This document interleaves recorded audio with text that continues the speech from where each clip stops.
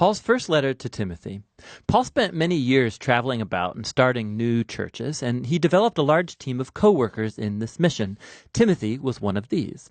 Paul was once in the city of Lystra, and he met Timothy's faithful mother and grandmother, and he was impressed by Timothy's passion and devotion to Jesus. And so Paul mentored him for many years and eventually started sending him on missions to different churches.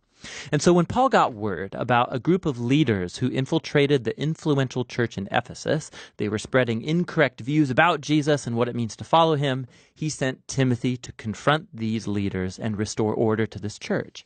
So after Timothy arrived there, Paul sent this letter to follow up and instruct him on how to fulfill this mission.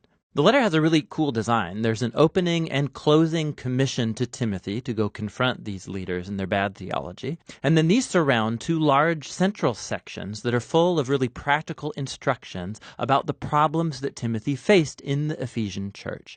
And then finally, all these sections are linked together or concluded by a series of 3 poems that each exalt the risen Jesus as the King of the world. Let's dive in and you'll see how it works. Paul opens by recalling how he sent Timothy to Ephesus to confront these leaders who were spreading their strange teaching.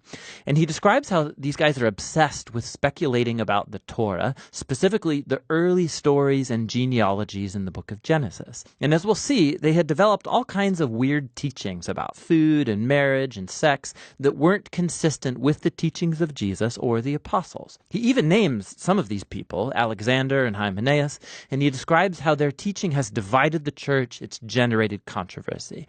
And Paul says this is actually the first clear sign that their teaching is distorted. When genuine Christian teaching is done, it's faithful to the way of Jesus, and it results in love and genuine faith. And he says the purpose of the Torah anyway isn't to fuel speculation. Rather, its purpose is to expose the truth about the human condition, as it did for Paul. Correct teaching about the Torah will lead people to see the grace of God revealed in the Messiah, who came to save sinful, broken people. And so Paul closes here with a poem that honors King Jesus over all, and he calls Timothy to shut these men and their false teaching down. He then addresses very specific problems in this church caused by the false teachers. First of all, he calls Timothy to hold regular church prayer gatherings, to pray for the governing leaders of Rome and for peace. Because peace in the land, it creates an ideal setting for Jesus' followers to keep spreading their message about the God of peace, who wants all people to be saved, the God who sent Jesus as the only mediator to give his life as a ransom for all. In contrast to the false teachers, Paul reminds Timothy that God wants to rescue the whole world, and prayer is going to keep this at the forefront of their minds. Paul then addresses problems related to men and women who are being influenced by these corrupt leaders in Ephesus. So he first shuts down a group of men who are getting drawn into angry theological disputes started by the teachers. He says these guys should learn how to pray. Then he confronts a group of wealthy women in the church who were treating the Sunday gathering like a fashion show. They were dressing so upscale that they would shame most of the other people who couldn't afford such a wardrobe. And not only that, but some of these women were also usurping leadership positions in the church, and they were teaching others the bad theology of the corrupt teachers. And so Paul shuts these women down. He says they should not teach or lead in the church. And then he goes on to explore the story of Adam and Eve and the serpent from Genesis chapter 3. Now, this is one of those sections in Paul's letters where, like Peter said, he's kind of hard to understand. There are many different views about what Paul meant here. Some think that Paul is prohibiting women from ever teaching or leading men in any church, and that his comments about Adam and Eve are about how God has ordered that only men should be leaders in the church. There are others who think that Paul is prohibiting women from having leadership authority over men in a church, but that once educated women should and can teach as leaders in a church under male leadership. And there are still others who think that Paul is only prohibiting these women in Ephesus, and that his comments about Adam and Eve are a comparison of how these women have been deceived by the false teachers. Whichever view you take, Paul is clear that these Ephesian women need to come under Timothy's leadership and get a proper theological education.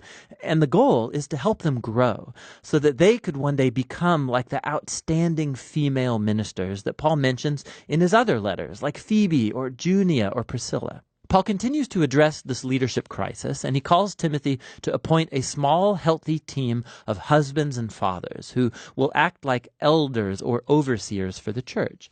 These should be men of outstanding character and integrity, and they will work alongside a team of deacons. It's a Greek word that means servant. And these are men and women who actually lead and do the ministries of the church, and they are to have the same kind of character as the elders. And all together, these people should be known for healthy relationships in their families, because that will demonstrate their ability to lead in the church, which is God's family. And the way of life that they live all together, it's consistent with the story about Jesus, which is explored in the closing poem, about his incarnation, his death, his resurrection, his exaltation as king, and then the spread of his new family throughout the whole world. Paul's second body of instructions for Timothy are again very specific to the problems caused by these bad leaders. So he first corrects their bad theology. They've been telling people to stop eating certain kinds of foods, most likely meat, and to stop getting married, which Paul thinks is ridiculous. So he goes to Genesis 1, and he reminds Timothy that God's entire creation is very good, including food and marriage. It is all to be received with gratefulness by those who know and give thanks to the Creator. Paul then moves on to address problems about the church's care of widows. So this very important ministry was being taken advantage of by younger, wealthy widows, most likely the same troublemaking women from chapter 2. They would sign up for the church's support, but then spend their days sleeping around, spreading gossip, and damaging the church's reputation in the city. Paul is having none of it. He says that only older widows that have no other family support qualify, and for these, the church should show the love and generosity of Jesus. Paul then addresses problems among some older men in the church, and Timothy is to respect their age but not their misbehavior, which seems to be alcohol-related. They're damaging the church's reputation in Ephesus. And so Timothy is in love to confront them and have them step down if they're in leadership. And then Paul adds this interesting side note that this doesn't mean that Timothy himself should never drink. Given his stomach problems, he should probably have a glass of wine each night with dinner. Paul then addresses a problem among Christian slaves. Some of them were disrespecting their Christian masters. And so, yes, the gospel creates equality among Jesus' followers. However, Paul thinks that equality needs to be implemented in a strategic way that doesn't compromise the mission and witness of the church. If Christians become associated with slave rebellions, they are compromised. The Christian transformation of the Roman household had to be implemented strategically so that their neighbors could be persuaded and not repulsed by this new vision of God's family. Finally, Paul closes the letter by calling Timothy again to confront the corrupt leaders. Paul here exposes their motives to make lots of money by accumulating followers and then charging them all high rates for their teaching. These teachers betray Jesus and his message of contentment and simple living. And so Paul instructs the wealthy Ephesian Christians to become rich in good works and generosity, to be people who submit all of their resources to King Jesus, and he's the one who inspires the final poem about how he is the true king above all other kings. 1 Timothy is a really important letter. It helps us gain a holistic vision of the nature and mission of the church. So what a Jesus community believes will directly shape how that community lives and behaves in its city. And so its theology, its beliefs have to be constantly critiqued and formed by the scriptures and the good news about Jesus. And how the church is perceived in public is also very important to Paul. Christians should be known as people who are full of integrity, known for good works, known for serving the poor and the most vulnerable, all out of devotion to the risen King Jesus. And that's what 1 Timothy is all about.